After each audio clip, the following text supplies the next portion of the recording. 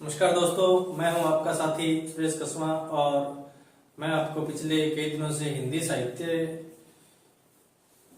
के इतिहास के बारे में कई दिनों से आपको बता रहा हूं।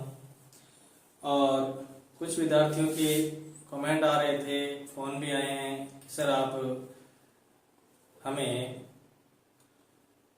ब्लैक बोर्ड पे लिखवाएं, ब्लैक बोर्ड पे करवाएं। इसलिए मैं अपनी क्लास जो है ये ब्लैक बोर्ड पे लेके आया हूँ। पिछली क्लासों में हमने पढ़ लिया था कि आचार्य रामचंद्र शुक्ल ने हिंदी साहित्य में क्या योगदान दिया था। उनकी जो बुक थी वो हिंदी साहित्य में मील का पत्थर है साथियों। और आज मैं जो क्लास लगा रहा हूँ वो रामचंद्र शुक्ल से आगे अपने चलेंगे। तो हिंदी साहित्य के इतिहास में आज अपने बात करेंगे आचार्य हजारी प्रसाद द्विवेदी की। ठीक है, आचार्य हजारी प्रसाद द्विवेदी। ठीक है, आचार्य हजारी प्रसाद द्विवेदी। आचार्य हजारी प्रसाद द्विवेदी का मूल नाम क्या था? आप बहुत सारी किताबें आपने पढ़ी है, परंतु उनके मूल नाम के बारे में आपको बहुत ही कम देखने को मिलेगा। तो इनका मूल नाम था व्योमकेश शास्त्री। मूल नाम था व्योमकेश शास्त्री।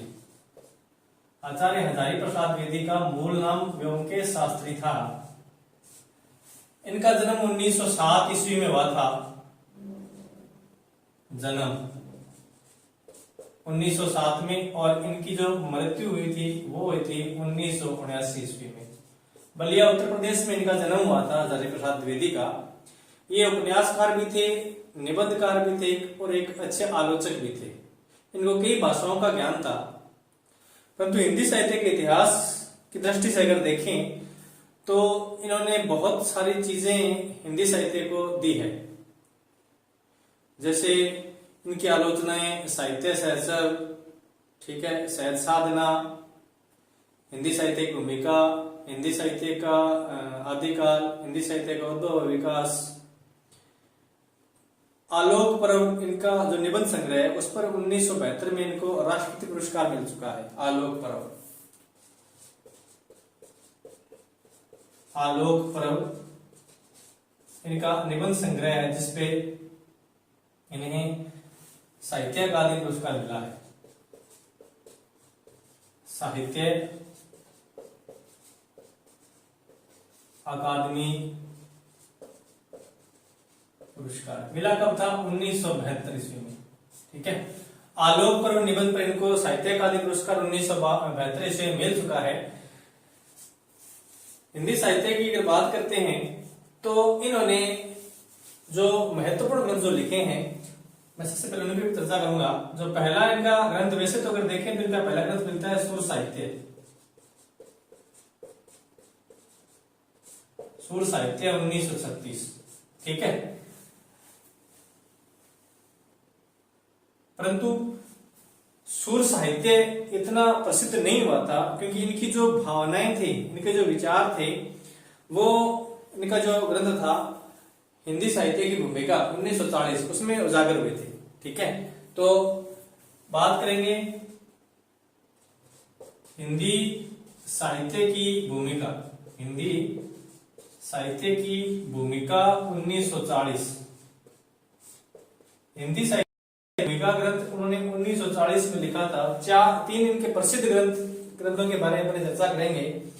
दूसरा इन्होंने लिखा था हिंदी साहित्य का उद्भव एवं विकास।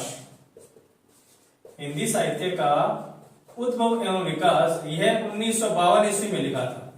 हिंदी साहित्य का उद्भव एवं विकास 1952 में लिखा था। और तीसरा लिखा था हिंदी साहित्य का आदिकाल। हिंदी साहित्य का आदिकाल, यह भी 1952 ईस्वी में लिखा था। साथियों, इन तीनों ही ग्रंथों के क्रम के बारे में एक बार पेपर में पूछा जा चुका है नेट की परीक्षा में, तो आपको इन तीनों का क्रम याद होना चाहिए जो मैंने इस प्रकार से लिखा है कि हिंदी साहित्य की भूमिका 1940 ईस्वी में, हिंदी साहित्य का उद्भव एवं विकास 1952 ईस्वी में, हिंदी साहित्य का आदिकाल 1952 ईस्वी में। आचार्य हजारी प्रसाद द्विवेदी और रामचंद्र शुक्ल दोनों एक ही नदी के दो अलग अलग किनारे हैं जो एक साथ मिलते हुए प्रतीत नहीं होते हैं, क्योंकि रामचंद्र शुक्ल जो है उनका जो प्रिय कवि था वो था तुलसीदास। रामचंद्र शुक्ल का प्रिय कवि तुलसीदास था। उन्होंने तुलसीदास के ऊपर अलग से निबंध भी लिखा, अलग से ग्रंथ भी लिखा है।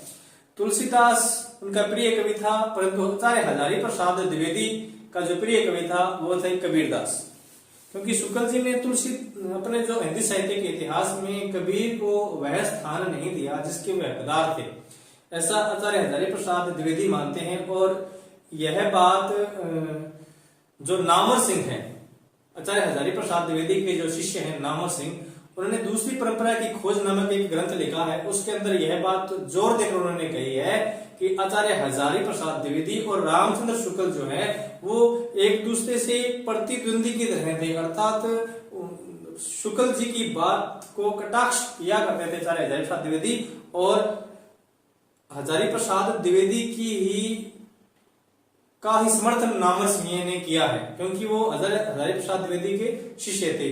उनका ग्रंथ है दूसरी परंपरा की खोज। ठीक है, तो मैं बात करूंगा उनके इन ग्रंथों की। तो हिंदी साहित्य की भूमिका, जैसे आचार्य हजारी रामचंद्र शुक्ल ने कहा था कि भक्ति आंदोलन का जो उदय है वो भारत में इस्लाम धर्म के आने से उस भक्ति आंदोलन का उदय हुआ था, परंतु आचार्य हजारी प्रसाद द्विवेदी कहते हैं कि नहीं, वो कहते हैं कि मैं जोर देकर कहना चाहता हूं कि अगर इस्लाम धर्म भारत में ना भी आया होता तो भी हिंदी साहित्य का इतिहास 12 आना वैसा ही होता जैसा है। ठीक है, यह बात उन्होंने कहां कही है? यह बात उन्होंने हिंदी साहित्य की भूमिका नामक अपना जो ग्रंथ है उसके अंदर कही है। ठीक है, तो इस बात को आप लिख लीजिए, बहुत ही इंपॉर्टेंट है कि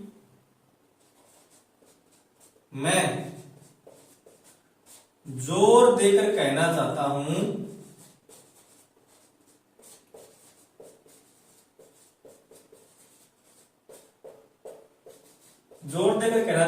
कि अगर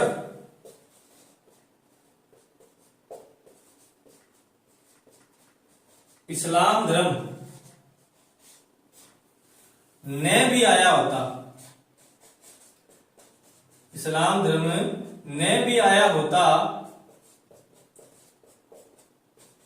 तो भी साहित्य 12 आना वैसा ही होता जैसा है। ठीक है, कि मैं जोर देकर कहना चाहता हूं कि अगर इस्लाम धर्म ने भी आया होता तो भी साहित्य जो है वह 12 आना वैसा ही होता जैसा है। ठीक है, और ये बात कही कहां पे है? ये कही है हिंदी साहित्य की भूमिका में। हिंदी साहित्य की भूमिका, हिंदी साहित्य की भूमिका जो उन्होंने ग्रंथ लिखा था 1940 ईस्वी में, उसमें यह बात जोर देकर कही इन्होंने। तो यह प्रश्न एक बार नेट परीक्षा में पूछा जा चुका है कि यह पंक्ति किसकी है। यह कॉलेज लेक्चर में आया था, सॉरी, यह प्रश्न जो है ये कॉलेज लेक्चर में आया था, यह पंक्ति किसकी है और यह बात कहां लिखी हुई मिलती है, यह नेट के पेपर में आया था। ठीक है, तो यह हिंदी साहित्य की भूमिका में इन्होंने लिखी थी।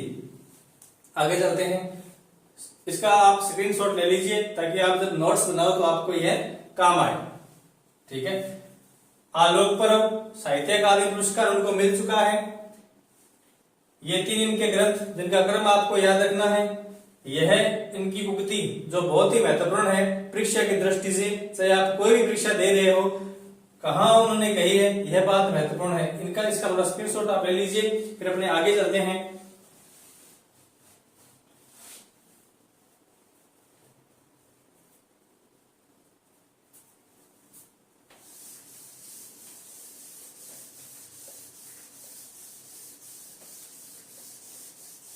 आगे बात करते हैं। इन्होंने जो ग्रंथ लिखा था हिंदी साहित्य का आदिकाल, हिंदी साहित्य का आदिकाल, समय मैंने बता दिया 1952। दोनों ही ग्रंथों का समय 1952 है, परंतु हिंदी साहित्य का उद्भव और विकास यह इससे पहले लिखा गया था, हिंदी साहित्य का आदिकाल से। तो हिंदी साहित्य का आदिकाल समय 1952 ईस्वी में यह ग्रंथ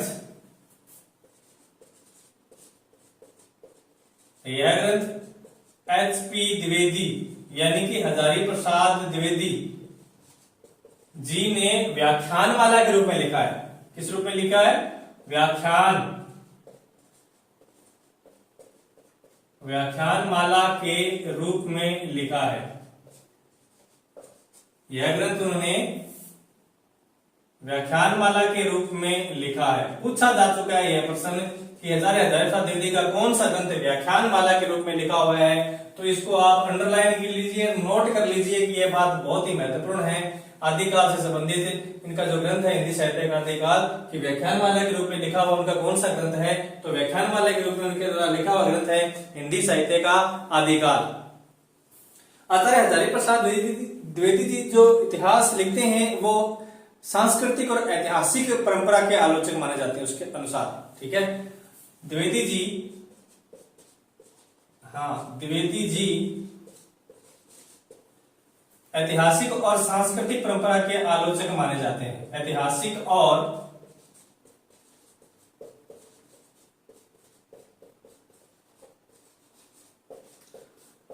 सांस्कृतिक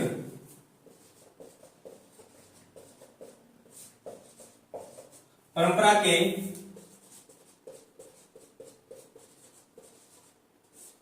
आलोचक माने जाते हैं। ठीक है, ऐतिहासिक और सांस्कृतिक परंपरा के आलोचक माने जाते हैं। अगली बात है कि इन्होंने जो ग्रंथ लिखे हैं उनकी जो पद्धति है वो निरंतर बोध है।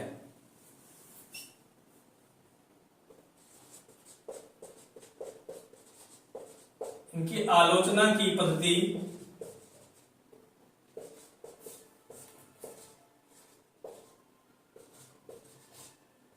निरंतर बोध है,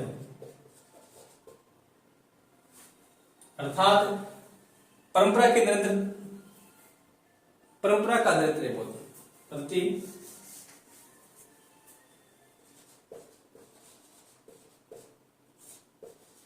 परंपरा की निरंतर बोध है, यानी परंपरा को लेकर चलते हैं। इनकी जो भी आलोचनाएं हैं वो परंपरा को लेकर चलती, परंपरा से हटकर नहीं चलना चाहती। ठीक है, ये इनके द्वारा जो ग्रंथ लिखे गए हैं उनकी जो विशेषताएं हैं, कई बार पूछ सकते हैं विशेषताओं के बारे में। ठीक है, अब मैं बात करूंगा रामचंद्र शुक्ल की। तो मैंने आपको पहले बताया था कि रामचंद्र शुक्ल का जो प्रिय कवि था वो तुलसीदास था, और आचार्य हजारी प्रसाद द्विवेदी का जो प्रिय कवि था वो कबीरदास थे। ठीक है, तो जिस प्रकार रामचंद्र शुक्ल ने तुलसीदास को फेमस कर दिया था, उसी प्रकार आचार्य हजारी प्रसाद द्विवेदी ने कबीरदास को फेमस किया था, प्रसिद्ध कर दिया था। ठीक है, इसलिए कबीरदास के उद्धारक के रूप में अगर हजारी प्रसाद द्विवेदी को स्थान दिया जाता है तो बिल्कुल भी गलत नहीं है। ठीक है, तो कबीर के उद्धारक के रूप में हजारी प्रसाद द्विवेदी को जाना जाता है। मेरी बात नोट कर लीजिए आप, मुख्य है कबीर के उद्धारक के रूप में हजारी प्रसाद द्विवेदी जाने जाते हैं। हजारी प्रसाद द्विवेदी जाने जाते हैं। ठीक है, यानी कबीर के उद्धारक के रूप में हजारी प्रसाद द्विवेदी को जाना जाता है। और कबीरदास जी के उद्धारक करने के लिए उन्होंने 1942 ईस्वी में कबीर ग्रंथ लिखा था। कबीर ग्रंथ कौन सा था? कबीर लिखा कब था? 1942 में। ठीक है, 1942 ईस्वी में उन्होंने कबीर नामक एक ग्रंथ लिख डाला था। परंतु उस ग्रंथ में उन्होंने क्या कहा है सुनिए। उन्होंने कहा है कि कबीर का मुख्य लक्ष्य कविता करना नहीं था। कबीर का मुख्य लक्ष्य कविता करना नहीं था। कविता तो फोकट का माल है, बलवे का माल है। ठीक है, कविता तो फोकट का माल है, कविता बलवे का माल है, कविता बाय प्रोडक्ट है। कविता बाय प्रोडक्ट है, यानी कविता उनका मुख्य काम नहीं था। उनका मुख्य काम था समाज सुधार करना, सहज साधना करना। ठीक है, इनकी एक आलोचना भी है सहज साधना, आचार्य हजारी प्रसाद द्विवेदी की। ठीक है, तो वो कहते हैं उनका काम तो वो था, जो कविता है वो तो फोकट में ही आ गई। ठीक है, तो इस प्रकार का प्रश्न आ चुका है नेट की परीक्षा में कि कबीर जी की कविताओं को फोकट का माल, बलवे का माल, बाय प्रोडक्ट किसने कहा है? तो वो कहा है आचार्य हजारी प्रसाद द्विवेदी ने। देख लीजिए इस बात को भी। ये कहते हैं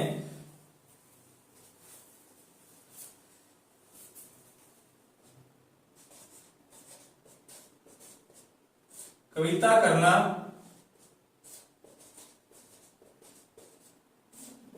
कबीर का प्रधान लक्ष्य नहीं था। कविता करना कबीर का प्रधान लक्ष्य नहीं था। ठीक है, कविता कबीर की कविता कबीर की कविता तो फोकट का माल, फोकट का माल है, बलवे का माल है। फोकट का माल है,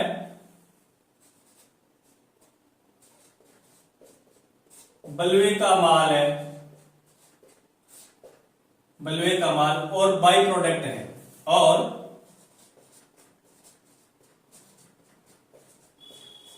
बाई प्रोडक्ट है। ठीक है, यानी कविता करना कबीर का प्रधान लक्ष्य नहीं था। कबीर की कविता तो फोकट का माल है, बलवे का माल है और बाई प्रोडक्ट है। बहुत ही अच्छी बात इन्होंने कही, किसके लिए? कबीरदास की कविता के लिए। ठीक है, यानी कबीरदास जी कविता करने नहीं आए थे। ठीक है, वो तो समाज सुधार करने आए थे, समाज सुधारक थे। ठीक है, देख लीजिए आप इसका स्क्रीनशॉट ले लीजिए, फिर आगे चलते हैं ताकि आपको नोट्स बनाने में काम आए। ठीक है,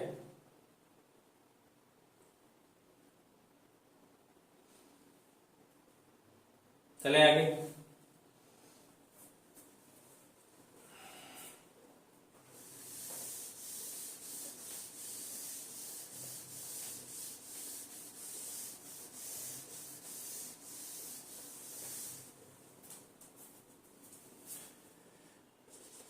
इन्होंने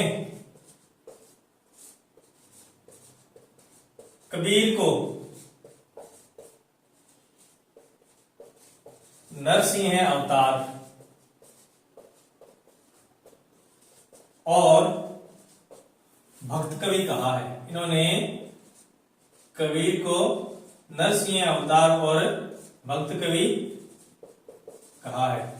ठीक है, कबीर को इन्होंने नरसिंह अवतार भी कहा है और भक्त कवि कहा है। ये तो यहां से भी एक प्रश्न बन सकता है कि कबीर को किसने नरसिंह अवतार और भक्त कवि कहा है? तो कबीर को नरसिंह अवतार और भक्त कवि जो कहने वाले आलोचक हैं वो है आचार्य हजारी प्रसाद द्विवेदी।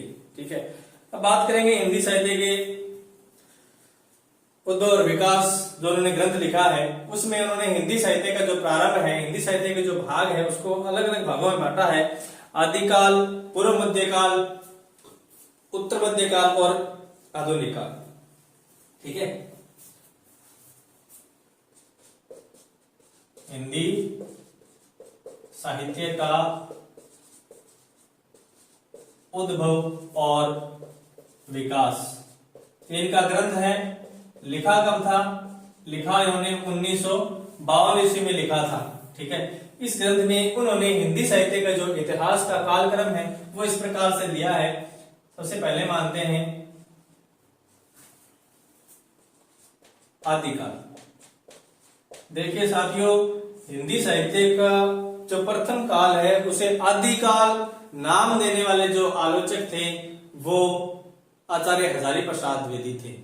ठीक है, हिंदी साहित्य के इतिहास का जो प्रथम काल है उसे आदिकाल नाम देने वाले जो आलोचक थे वो आचार्य हजारी प्रसाद द्विवेदी थे, और वीर गाथा काल जो नाम देने वाले थे वो रामचंद्र शुक्ल थे, और चारण काल जो नाम देने वाले थे वो गृहसेन थे, और चारण काल और संधि काल नाम देने वाले थे वो राम कुमार वर्मा थे। ठीक है, तो इस प्रकार से आपको इनको एक साथ मिलाकर याद करने का प्रयास करना है। अगर आपने इस प्रकार से मिलाने का प्रयास किया, अंतर करने का प्रयास किया, तो निश्चित रूप से आपकी तैयारी बहुत ही बेहतरीन हो जाएगी। ठीक है, तो हिंदी साहित्य का उद्भव विकास में इन्होंने सबसे पहला जो काल दिया था वो आदिकाल था, और आदिकाल का जो समय दिया है वो 10वीं सदी से 14वीं सदी, 10वीं सदी से 14वीं सदी।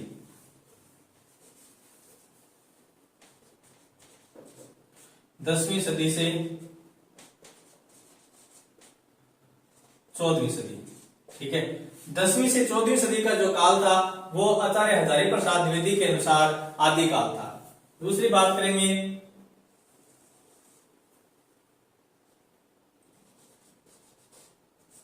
पूर्व मध्यकाल।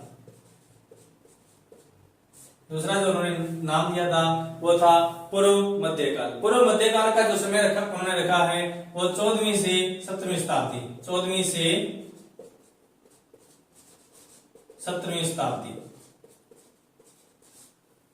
ठीक है, और तीसरा पूर्व मध्यकाल के बाद में तीसरा नाम जो लेके आते हैं वो आते हैं उत्तर मध्यकाल, उत्तर मध्यकाल।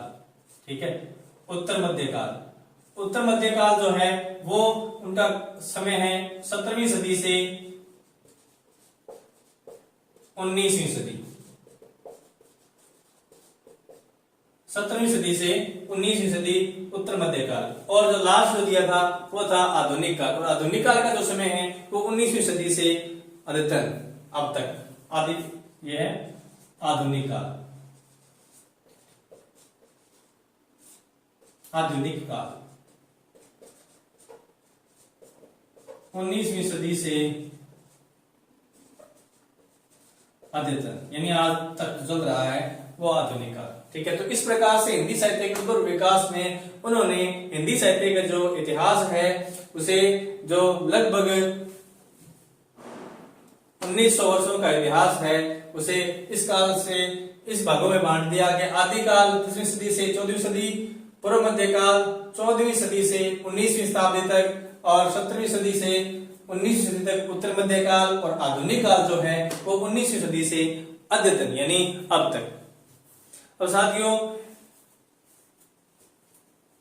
इन्होंने हिंदी साहित्य का जो प्रारंभ है वो 10वीं सदी से माना है, परंतु जो वास्तविक प्रारंभ ये जो मानते हैं वो हिंदी साहित्य का ये भक्ति काल से मानते हैं। ठीक है, इन्होंने हिंदी साहित्य का प्रारंभ 10वीं सदी से माना है। पूछा गया है यह प्रश्न पूछा गया है कि रामचंद्र शुक्ल ने हिंदी साहित्य का प्रारंभ माना है। यह प्रश्न नेट परीक्षा में पूछा जा चुका है। तो कब से किया है? 10वीं सदी। इन्होंने हिंदी साहित्य का प्रारंभ 10वीं सदी से माना है, परंतु वास्तविक शुरुआत भक्ति काल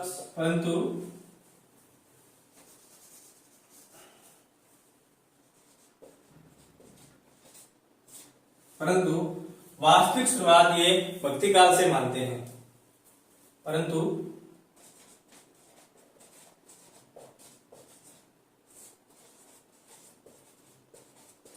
वास्तविक शुरुआत जो है यह कब से मानते हैं? वास्तविक शुरुआत यह भक्ति काल से मानते हैं।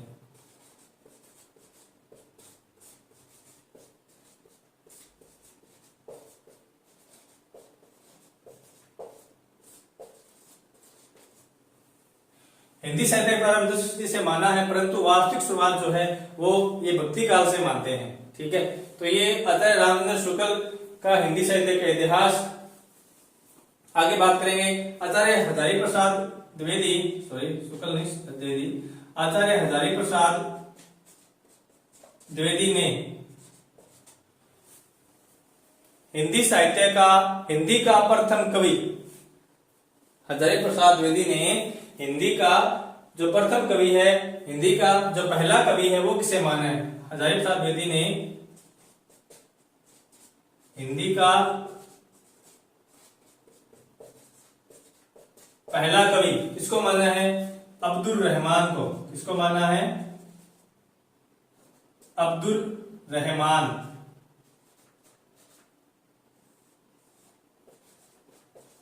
ठीक है, तो आचार्य हजारी प्रसाद द्विवेदी ने हिंदी का पहला कवि माना है अब्दुल रहमान को। ठीक है, आचार्य रामचंद्र शुक्ल ने हिंदी का पहला कवि माना है मुंज को, और आचार्य रामकुमार वर्मा ने हिंदी का पहला कवि माना है सरप्पा को। ठीक है, दोबारा रिपीट करता हूं मैं। आचार्य हजारी प्रसाद द्विवेदी ने हिंदी का पहला कवि माना है अब्दुल रहमान को, आचार्य रामचंद्र शुक्ल ने हिंदी का पहला कवि माना है मुंज को, शुक्ल ने भी माना है और चंद्रधर शर्मा गुदई ने भी माना है मुंज को। ठीक है, और रामकुमार वर्मा ने हिंदी का पहला कवि जो माना है वो माना है सरप्पा को। तो इस बात को आप याद रखना कि जो रामकुमार वर्मा ने माना है सरप्पा को, वही हिंदी का वास्तविक रूप से हिंदी का पहला कवि है। तो हिंदी का जो पहला कवि है वो कौन है? सरप्पा है। ठीक है, इसे सरोज वज्र भी कहा जाता है।